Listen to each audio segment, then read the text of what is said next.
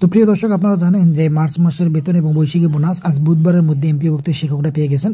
তো যাই হোক, আজকে দ্য ডেইলি ক্যাম্পাস অনলাইন পোর্টালে এপ্রিলের বেতন নিয়ে একটি আপডেট নিউজ প্রকাশ করেছে।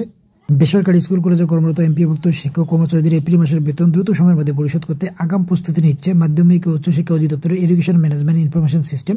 এপ্রিলের শুরুর দিকে যেন তারা বেতনের অর্থ তুলতে পারে, সেজন্য আগাম প্রস্তুতি নিচ্ছে তারা। বুধবার ইএমআইএসএল এর senior system analyst Khandakar Aiji Rahman the daily ক্যাম্পাসকে বলেন, এপ্রিলের প্রথম সপ্তাহে স্কুল কলেজের শিক্ষক কর্মচারীদের বেতন দেওয়ার কাজ শুরু হয়েছে। এজন্য চলতি মার্চ মাসে বেতনের প্রস্তাব মন্ত্রণালয়ে পাঠানোর চেষ্টা চলছে। আশা করি এপ্রিলের বেতন দ্রুত সার করতে পারবো। ইএমআইএসএল এর একটি সূত্র জানিয়েছে, মৃত্যু, অবসর, ট্রান্সফারজনিত কারণে বেতনের প্রস্তাব মন্ত্রণালয়ে পাঠাতে কিছুটা বিলম্ব হচ্ছে। বিষয়টি সমাধানের জন্য প্রতিষ্ঠান প্রধানের কাছে কতজন শিক্ষক কর্মচারীকে বেতন দিতে হবে সেই তথ্য নেওয়া হবে। এরপর সে অনুযায়ী বেতনের প্রস্তাব মন্ত্রণালয়ে পাঠাবে মাওসি। নাম অপ্রকাশিত রাখার সত্ত্বে মাওসির কর্মকর্তা জানান, বেতনের প্রস্তাব মন্ত্রণালয়ে পাঠাতে গিয়ে নানা জটিলতা তৈরি হচ্ছে। এ কারণে শিক্ষক কর্মচারীরা ইএফটি সুবিধা পাচ্ছেন না। বিষয়টি অনুসন্ধান করতে গিয়ে শিক্ষক কর্মচারীদের অবসর, মৃত্যু সহ বেশ কিছু বিষয় সামনে এসেছে। এই বিষয়গুলো নিয়ে ইএমআইএসএল কাজ করছে। সমস্যা সমাধান করতে পারলে মে মাসের 8 তারিখের মধ্যে এপ্রিলের বেতন পাবেন এমপিওভুক্ত শিক্ষক কর্মচারীরা।